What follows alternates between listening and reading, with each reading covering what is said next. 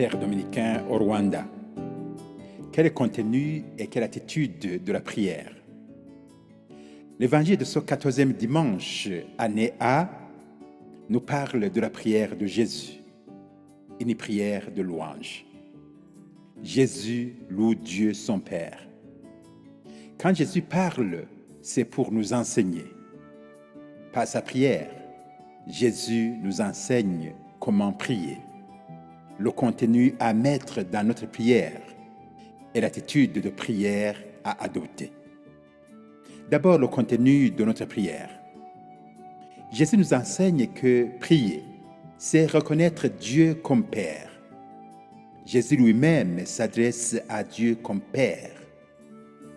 Quand les disciples lui ont demandé de lui apprendre à prier, Jésus leur a enseigné à prier en commençant par notre Père. Qu'est-ce que cela veut dire? Prier, c'est nous ouvrir à l'expérience de Dieu, comme un enfant envers son Père. Prier, c'est s'approcher de Dieu avec la foi et la confiance d'un enfant. C'est dans cette relation d'enfant-père que nous pouvons vraiment connaître Dieu et le faire connaître aux autres, comme Jésus nous l'a fait connaître. Jésus nous enseigne aussi que prier, c'est reconnaître la place de Dieu dans le monde. Dieu que Jésus reconnaît comme Père et qu'il veut nous faire connaître comme notre Père et Seigneur du ciel et de la terre. Il s'agit de reconnaître la souveraineté de Dieu sur la terre, comme cela est le cas au ciel. Encore une fois, cela nous rappelle la prière de notre Père que Jésus nous a enseignée. Reconnaître Dieu et son trône dans le ciel et lui demander que son règne soit établi aussi sur terre.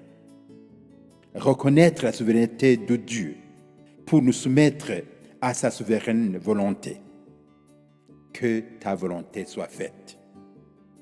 Certains croyants pourraient se dire que reconnaître Dieu Père et souverain est évident. Ce n'est pas si évident. Si Jésus a pris du temps pour nous l'enseigner, c'est que ce n'est pas évident que nous établissons toujours un lien entre Dieu et nous, comme un lien entre enfant et le Père. Il n'est pas toujours évident que nous reconnaissons Dieu comme souverain. Souvent, nous nous attribuons le pouvoir et l'avoir, ce que nous sommes et ce que nous devenons, comme si cela était le fruit de nos forces, de notre intelligence, de notre savoir-faire. Jésus nous demande donc d'être ses disciples dans la prière. En deuxième lieu, Jésus nous propose une attitude à prendre dans notre prière. L'attitude de l'humilité. Ceux qui sont humbles ont la facilité d'approcher Dieu et les autres peuvent les approcher facilement.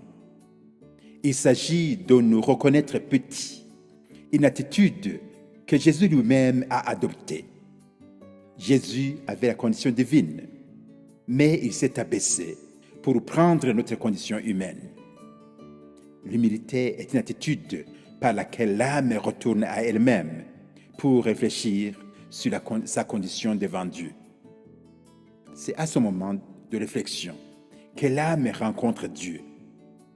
Dans cette rencontre, Dieu nous fait part des mystères que notre esprit humain seul ne peut pas saisir, à savoir que son Fils est Dieu lui-même qui est parmi nous.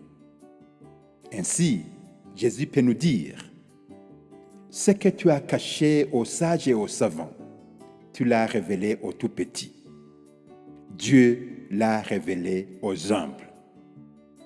Il peut nous arriver de ne pas adopter cette attitude d'humilité dans la prière, de prier comme ce pharisien qui priait en rappelant à Dieu ce qu'il est et ce qu'il fait, en se comparant à un publicain qui se reconnaissait pécheur. Jésus nous enseigne que la prière ne consiste pas à vanter nos mérites, mais à louer la grandeur de Dieu et à le laisser nous ouvrir à ces mystères et à ces surprises. Prions pour que son Fils nous aide à ouvrir les yeux de l'esprit pour les voir et un cœur qui aime